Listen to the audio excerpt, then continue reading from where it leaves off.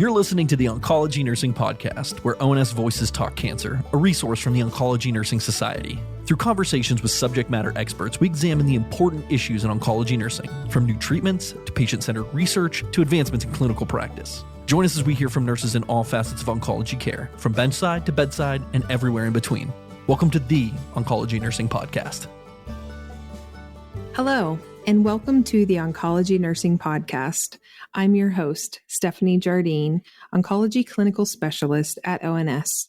And today we are joined by ONS member Debra Reis, Program Coordinator for the Healing Care Program at ProMedica Cancer Institute in Sylvania, Ohio, and member of the Toledo Area ONS Chapter, to discuss how aromatherapy can mitigate cancer symptoms and treat adverse events to improve patients' quality of life, and how to implement an aromatherapy program to reduce anxiety and improve sleep in the inpatient setting. Thanks for joining me today, Deb. Thank you, Stephanie. I appreciate your interest in this topic and to share with the members. So to start us off, can you tell us what aromatherapy is and how it is used in the clinical setting? Absolutely. Aromatherapy is the essential oil or the product that comes from a part of a plant, and it is obtained in different ways. It might be distillation, like we see with some of our common oils like lavender and peppermint.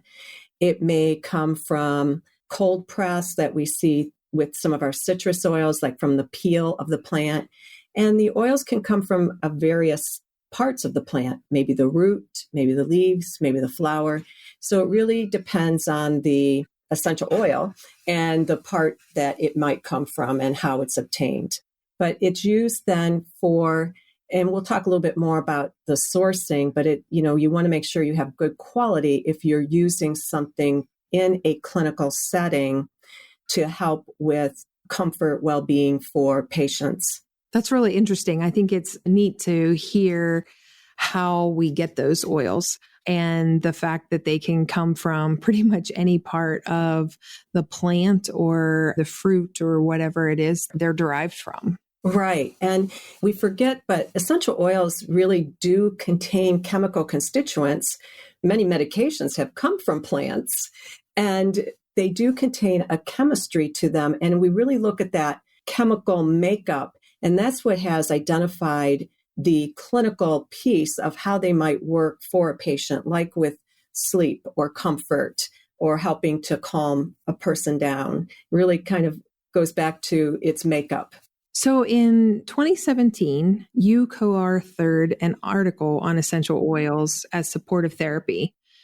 Can you talk a little bit about that and what essential oils or scents are proven to remedy symptoms and adverse events? We do have a complementary type therapy program that we have in our cancer center, and we were looking to add aromatherapy as part of one of our supportive therapies. And so we really were looking at how to incorporate or implement that in a safe manner, and really to start off with just a couple of essential oils and how they might be used. So we chose to start with the method of inhalation, and we looked at some of the more common oils and some of the evidence behind those essential oils and how we might want to use them. So we looked at like lavender. Lavender has a lot of research behind it for mild to moderate insomnia, which is a concern with people who might be going through cancer treatment.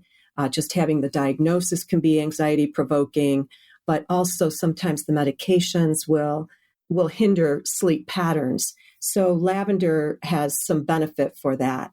We also started with orange. Orange is a very gentle oil. It's great for the immune system as far as its chemical constituent of limonene. And limonene has been studied a lot for its benefits to the immune system.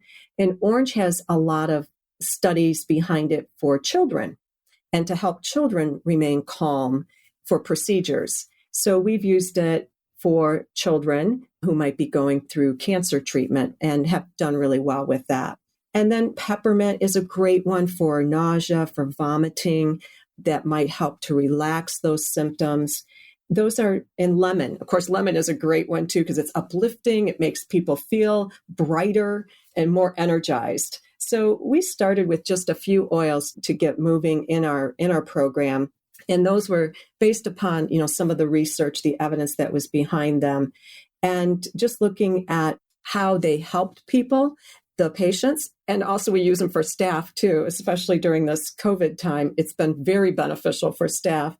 And then we started to increase the number of oils and putting different oils together to create blends for people as well, but all through inhalation. That's really great. It's really interesting what you said about, especially this past year, using them for the staff. I'm sure that there were so many times that it was extra beneficial for the staff and just everything that folks are going through. It absolutely was. And we found that probably it was the staff, and especially in the very beginning of the COVID crisis, we were probably doing more with staff than we were with the patients, just because of the great need of helping them to stay calm, helping to stay focused, and helping to stay balanced. What a wonderful opportunity for you guys to do that. Yeah, it was great to be of service for that. What other evidence-based benefits can patients expect from aromatherapy? Well, there is a lot of research out there about aromatherapy to help with comfort. And comfort management, pain management has been a big concern lately, with the opioid crisis. And we are also looking at what other things can we do to use as part of a plan for comfort management. And we are fortunate to have some research behind the use of aromatherapy for comfort. So again, things like lavender can be very calming, but even things like frankincense has been shown to be very helpful for maybe helping reduce inflammation and therefore providing greater comfort. For things like nausea and vomiting, especially related to chemo, there's been a lot of research recently coming out for ginger. And of course, spearmint and peppermint are the true standbys for people to help them use the inhalation just when they're starting to feel that upsetness that might be coming. Or we've used it even for anticipatory nausea. So somebody who may be just coming to the center and makes them feel ill. We will do aromatherapy with maybe some guided imagery.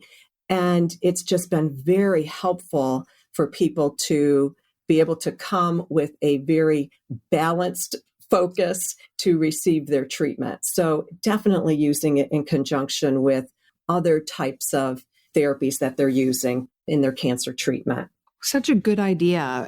So many times in the area that I worked when I was in clinical practice, there were patients that had that anticipatory nausea, and just that there's something available for them is a great option. Yes. And to use it with maybe other modalities that might be integrated in your setting, even breathing. When you use breathing for relaxation, we might add the aromatherapy, like putting it on a tissue and just having them deep breathe with that aroma, and maybe using some comforting words like peace or balance or relaxation, or possibly using it with a guided imagery or visualization. So it is a great tool to use in conjunction with other techniques that you might be using in your setting, or to even use it alone.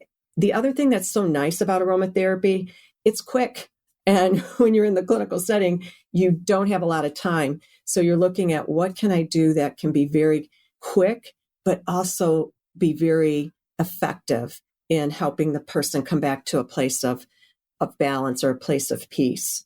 Oh, exactly. I mean, when you think that you might have to wait for the pre-medications to work or something like that, and to have something that will be able to complement that and have that immediate use, that is just a wonderful option. And it's something that's very personal. And like you said, just on a tissue that's close to them, and it doesn't have to be something big or anything like that. Or take a lot of time, because I I think there's many times that we think, oh gosh, this is going to take a lot of my time.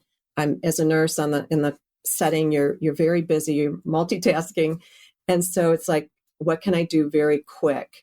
And we've used this even at times where we didn't know somebody was going to have like an anxiety attack, maybe during radiation treatment, where now all of a sudden we find out they're claustrophobic, or they may have not known they were claustrophobic or that this was going to affect them in such a manner. And providing just some calm voice, helping them to breathe, giving them something they like breathing has been extremely beneficial. Many times we've used that as a tool to help people calm down. And one person will say, yep, this reminds me of being in the woods hiking. And she can get into that imagery of being somewhere else. Somebody will breathe lavender and say, I feel like I'm in my garden. And that's the place they can take themselves to, so they don't have to focus on the situation at hand and take their mind off of it. So it's been extremely beneficial in that way.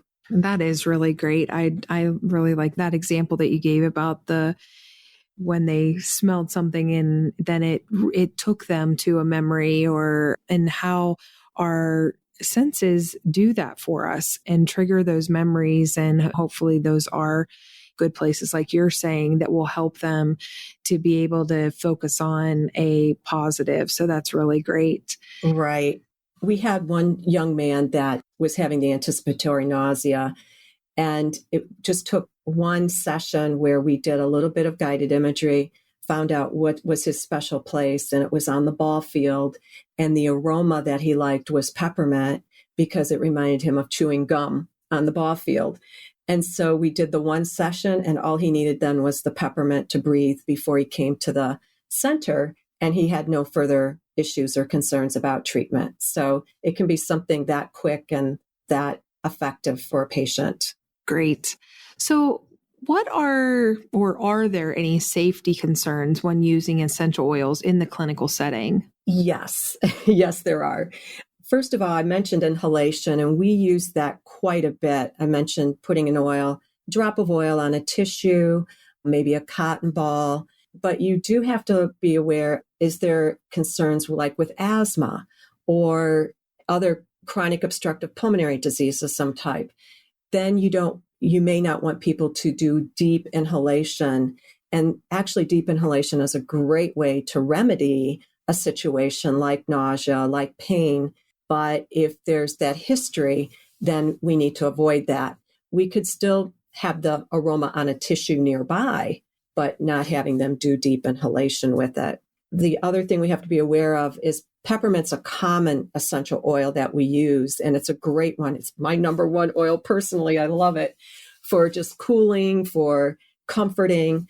But if there's a history of atrial fib, which oftentimes we see as people get older, or with, if they're on certain medications, then we don't want them to do deep inhalation with peppermint.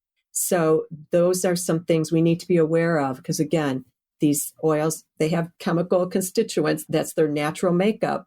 And we just need to know, how's that going to interact with a medication or a condition. And the other thing that's important is, where is it coming from? You're going to have to do some homework if you bring in essential oils into your setting. You really want to know, what is the source? Where is it coming from? And that it doesn't have any perfume or anything that's going to be an issue.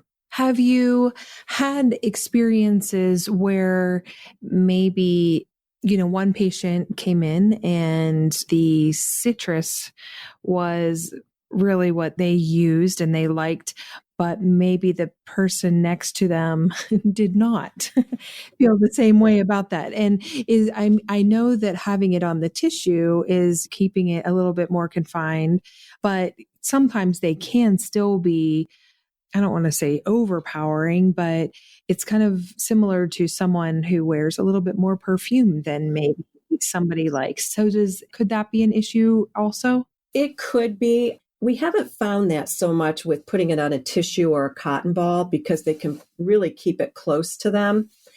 But if you're diffusing, yes, that can be an issue. We do diffuse in some of the radiation rooms.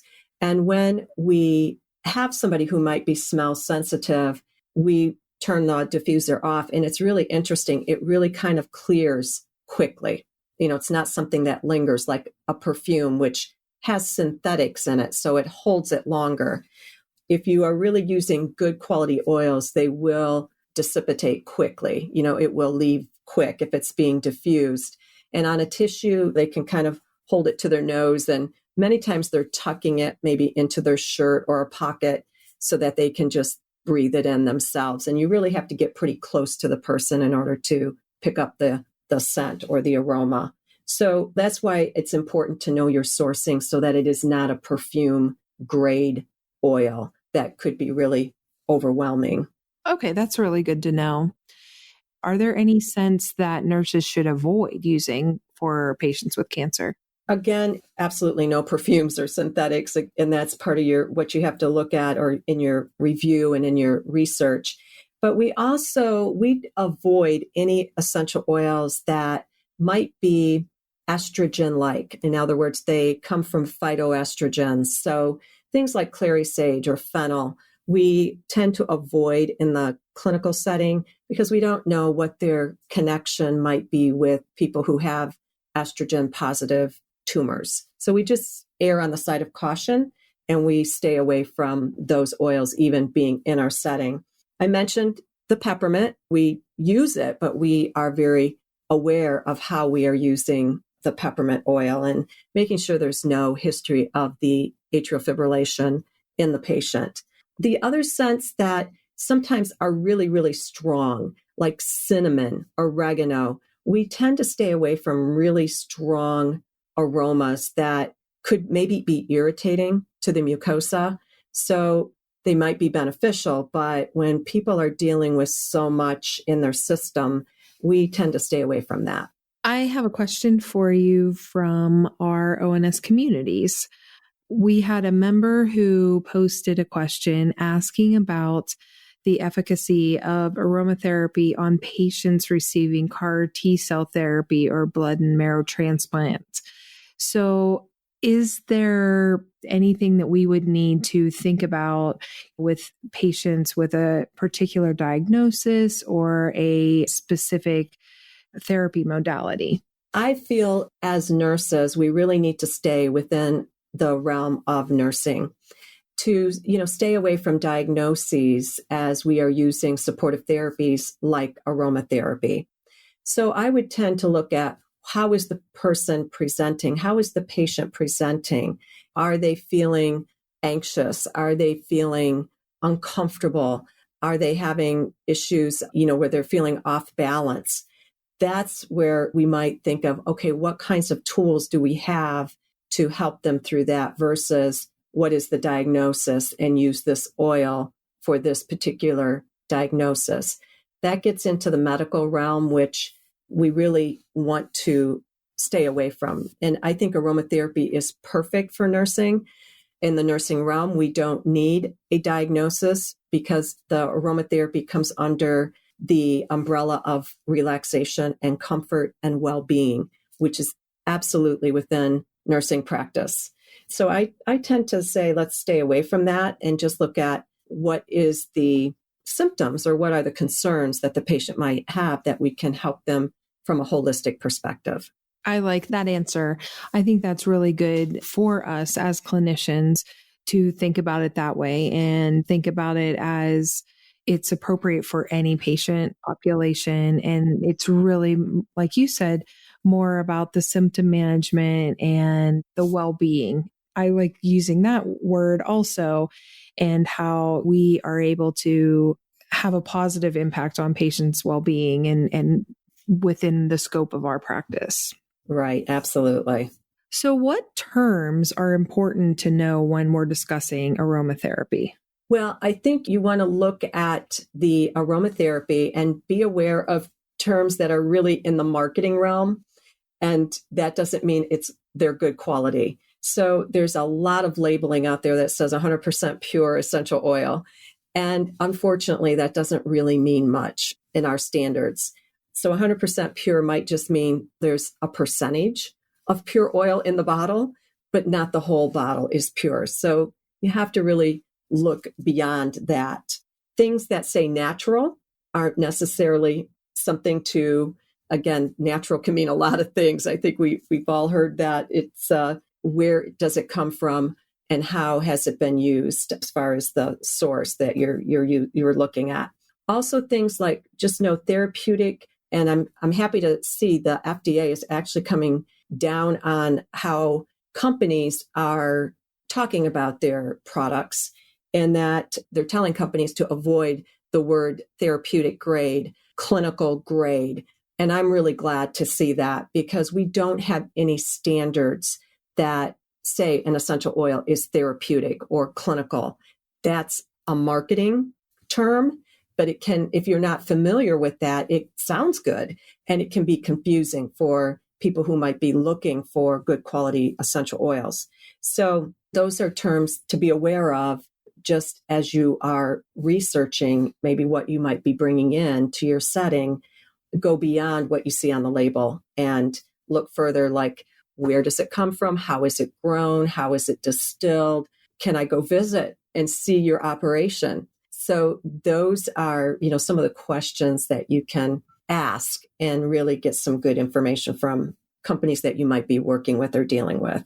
That's a really great point about the natural and the clinical grade, because they are very accessible to anyone.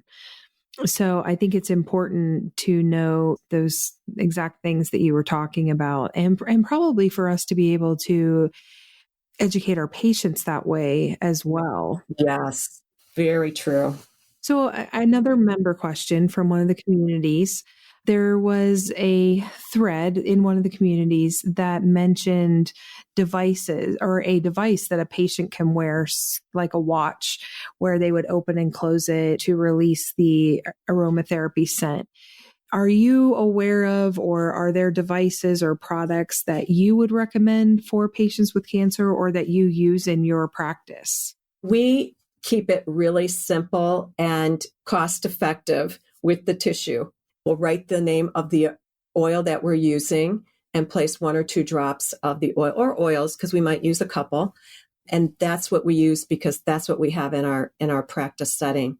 Our policy does not allow really that people come in with their own essential oils or like their own diffusers or things of that nature from an infection control piece.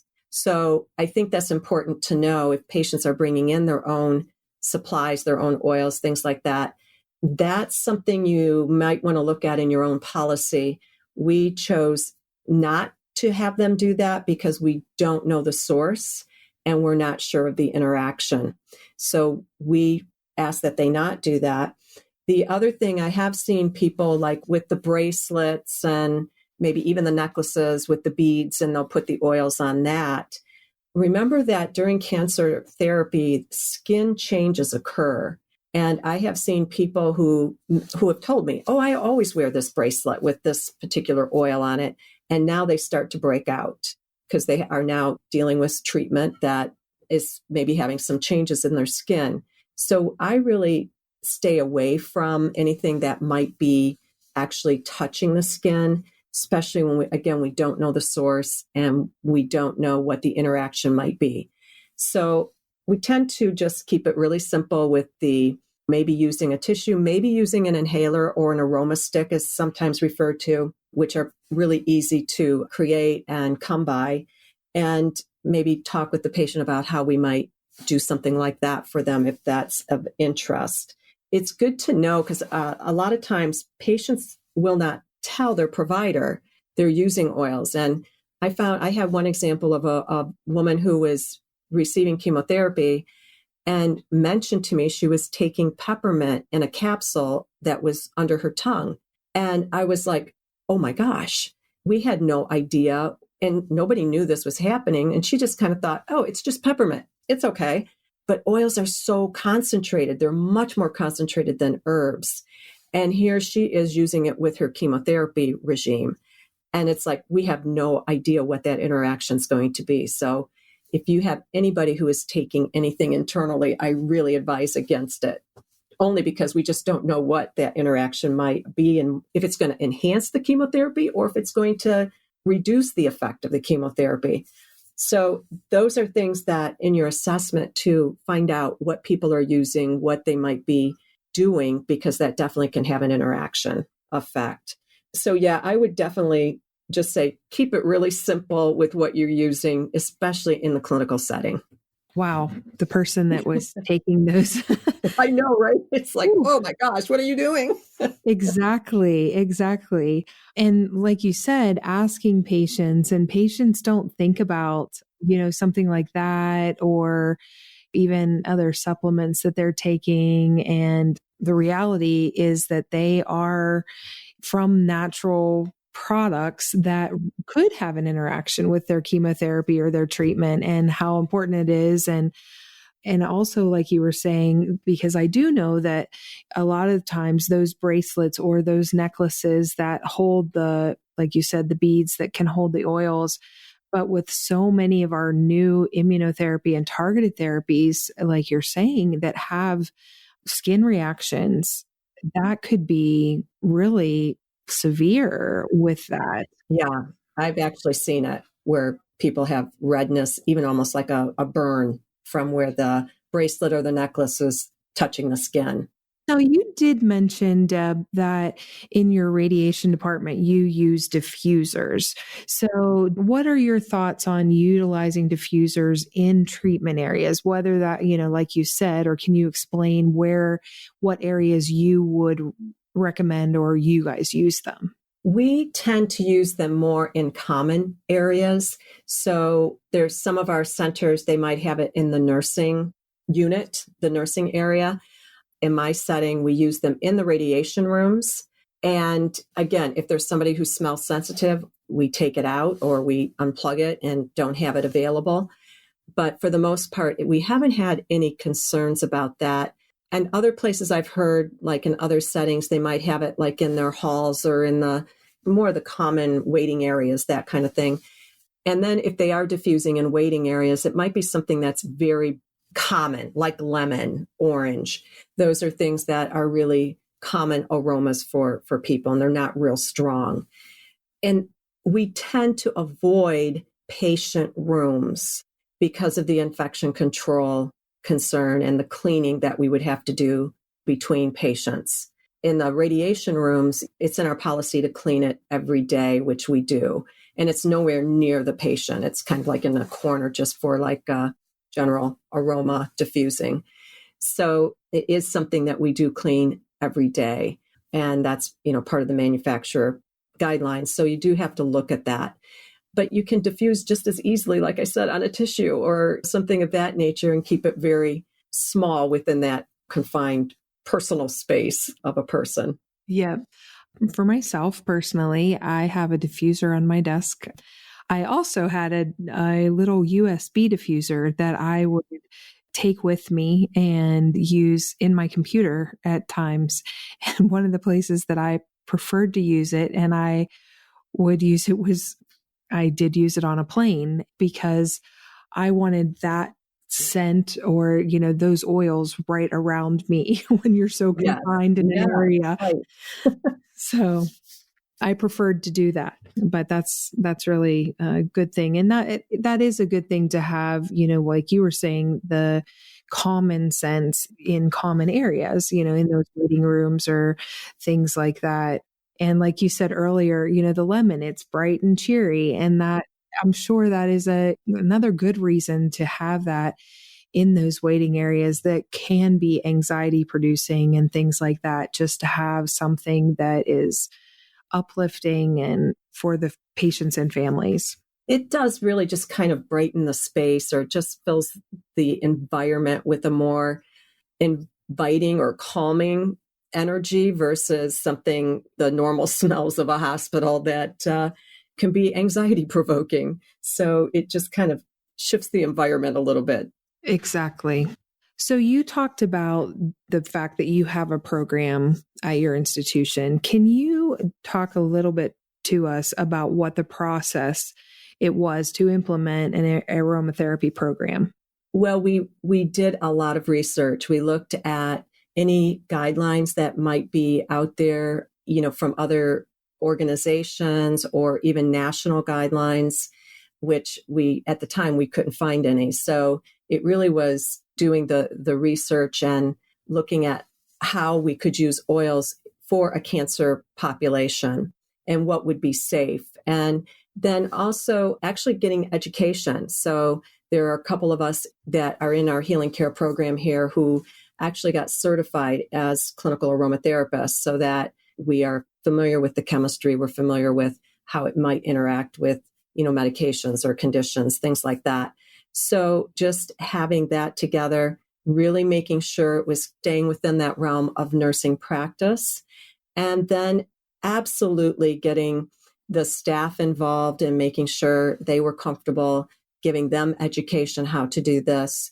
And also very important to have administration involved. It was actually our administration who, in the very beginning, said, yes, this is something that would be a benefit for our patient population. And then getting the staff involved was actually having the staff use it. So that was a big incentive for us to move the program forward, and actually moved forward rather quickly and very effectively, as far as the benefits that people were seeing. That's wonderful. I think to have that buy-in from administration and then to have the buy-in from staff. And then they can say to the patients, they've used it. And exactly, just like what you said earlier about this past year and how you have utilized it with staff members during, these times of uncertainty and everything, just to have that so that they can talk to the patients about it and talk about their own personal experience. I think that's pretty powerful. It is. And, it does convey a caring for our staff who are being expected to do much more during this time. And so it's something that it's like, okay, this is something that makes me feel better, and therefore I'm able to do better. Yep, that's really a great resource for folks. What are some common misconceptions about aromatherapy? Well, I think we've kind of talked about some of those that, that it's totally safe because they are very concentrated. So do not take them for granted, and that they are natural, because natural can mean a lot of things for different people. So doing your homework, doing your research to really identify that you are using genuine, good quality essential oils, and for what purpose. So common misconceptions about, I can just use it with any medications, any condition. That's not true. Really being aware of the potency and the strength that the oils do provide. What are some resources for patients and providers who want to learn more about aromatherapy? We have 2 national organizations, actually international, that are excellent for patients and providers. One is called the AIA, or the Alliance for International Aromatherapists. And this organization is actually very good for providers, in that they are doing a lot with research. They're doing a lot with clinical guidelines and perspectives. They do now have clinical guidelines identified and currently working on pediatric aromatherapy guidelines. So it's a definite resource for people to consider. The other one is NAHA, which is the National Association for Holistic Aromatherapy. And again, this is great for providers, but also very much for the layperson, looking at just some of the questions you asked, like, what is aromatherapy? What's the background? How does it come into being? How can I use it with my health plan? So they are a very good resource, and they're both absolutely accessible. So you can reach them. You can look at some of the resources they have online, which are quite extensive for both of these organizations. That's wonderful. I think that is so very important, both for providers, for themselves, as well as for them to direct their patients to. I think that is just always key, to have that education and know where your resources are that are really good and reputable to be able to use. Yes, absolutely. And then what is something about aromatherapy that's not often discussed, but you wish people knew more about? I think that people would know that there is education. There are educational programs available, and you don't have to get certification, but be educated on any tool that you might be using for yourself or for your patients. And there's some really good educational schools and programs out there. I would say make sure they're not company-based. Make sure that they might be a school that is endorsed by NAHA or AIA, or a program that's endorsed by them, because then you're getting that overall education and not, something that might be specific to a certain company. Very good point. Now I'm going to throw in an extra one here, but I would like to know what your top 3 aromatherapy scents are. And it could be a blend or a single. Okay. Yes. Well, my number 1 I mentioned is peppermint. It's my go-to for any kind of muscle ache, any kind of stress-induced symptoms I might be having, to just calm down. It's really good I really enjoy that. It's very helpful. One of the new ones not new ones, but one that has kind of recently spoke to me is cedarwood. I really like cedarwood, and cedarwood is a great one for balancing, and it's just so grounding. And it's been a great oil recently, with everything going on to help stay grounded and focused. And then I do like cedarwood and orange together, because orange is so uplifting as well. It just kind of makes you feel good. And then you put it with the cedarwood, and you get that feel good grounding effect that I think is a nice feel. Well, thank you for letting us know that. This has been so exciting today, just to hear your excitement about this topic and your expertise in this area. It's just really great. And it's so empowering for nurses to know that they have something that's within their scope of practice that they can work with their patients on and help them with their symptom management throughout this process. And not only with their patients, but as you've mentioned a couple of times today, with our colleagues and with the staff. And as nurses are constantly talking about burnout and the need for self-care and resiliency and things like that. And this is something that they should consider even implementing on their units. And maybe it's something that they start with themselves and then expand out to their patient population if they don't already have it. But just a really great opportunity for that. But before we leave, is there anything else that you'd like to share about aromatherapy that we haven't already discussed? We've discussed a lot, but maybe there's something else. We have. I would just say, just to emphasize, be smart, ask questions, and just really ask the patients, what, as part of your assessment, think about what else they might be doing, like essential oils or supplements. Because oftentimes they'll talk to the nurse, and, once you ask that question, they'll say that to the nurse, maybe before they'd say it to their physician or their other providers. So they're more willing, I think, to give that information to you. So just listen and be smart about how you might be putting this as part of a plan. Great. Well, is it okay if anybody has any questions after they listen to our podcast today, Deb, to reach out to you and ask questions? Absolutely. I would welcome that. Absolutely. Because I think the more we help each other, the more that we can elevate aromatherapy into our practice setting and making it really a valuable tool for our patients to be using as part of a plan. Great. Well, thank you so much for joining me today, Deb. I really enjoyed our talk. Oh, thank you, Stephanie. I really appreciate being here. Thank you so much. Thank you for listening to the Oncology Nursing Podcast. Tell us about your favorite part of this episode by leaving a review on iTunes or wherever you download your podcasts. For more resources and information about oncology nursing, visit us at ons.org or voice.ons.org.